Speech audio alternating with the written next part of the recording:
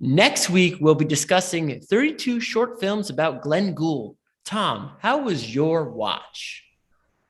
It was great. I always loved this movie. I think I first saw this movie when I was a teenager or a preteen. It came out when I was 10, so but it couldn't I couldn't have seen it earlier. And I loved this movie when I was a kid or whenever I saw it. And as an adult, I became more interested in especially the Goldbergs and listening to and learning about the variations. I had still have somewhere the double CD set of Gould's two recordings of the Goldbergs, along with a rather extensive and quite humorous interview he did for the Canadian Broadcast Company, I think, or corporation rather. And so I also have a fondness for, as I got older, like postmodern literature that replicates musical stylings. So there's this great little bit from William Gass in his novel The Tunnel, in which he makes a fugue in the middle of this work. There's one chapter that's written as a fugue, and this movie's postmodern play with the theme and variation, or I shouldn't say theme and variation, but rather the ground bass style of the original Goldbergs is tremendously fun.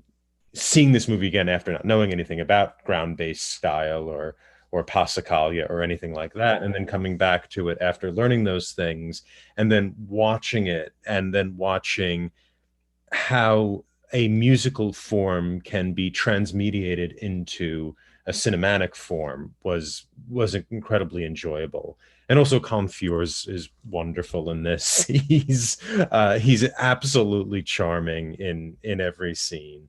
I there's certain little things I do have trouble with, but I will wrap it up and move on. KJ, how was your first watch? It was pretty good. It was on my laptop. It's a choppy movie. I mean, it's not, it's not a movie. It's a bunch of short films. Let's I guess it kind of tells a cohesive story. But Tom, so for next week, how are you coming up with questions? Are there four of these short films I should be revisiting before we hop into this? And what's a fugue? This is the first time I'm hearing this word. Fugue. Oh, I wrote it down. Fuge. We're gonna listen to a fuge.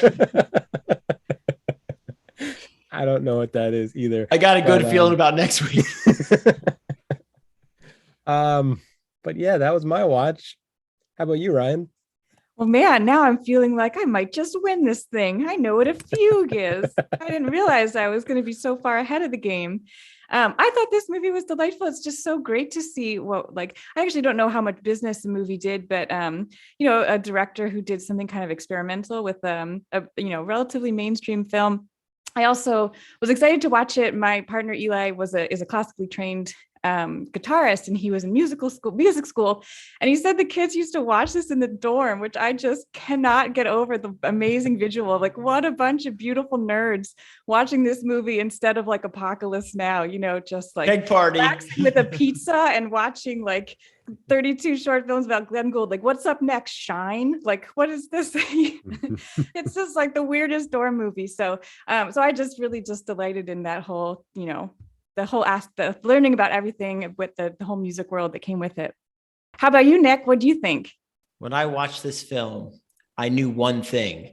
This was a film that Tom would love, and I was right. I don't know how to explain it even more, but I was like, this movie is so Tom. And as another transition went into another part of the short films, I'm like, Tom would really like this. Oh, I think Tom would like this one too. This one is something Tom would like. However, I don't know if Nick liked it. I'm not sure what I'm missing, but maybe it's the lack of understanding or appreciation for this style of art or music.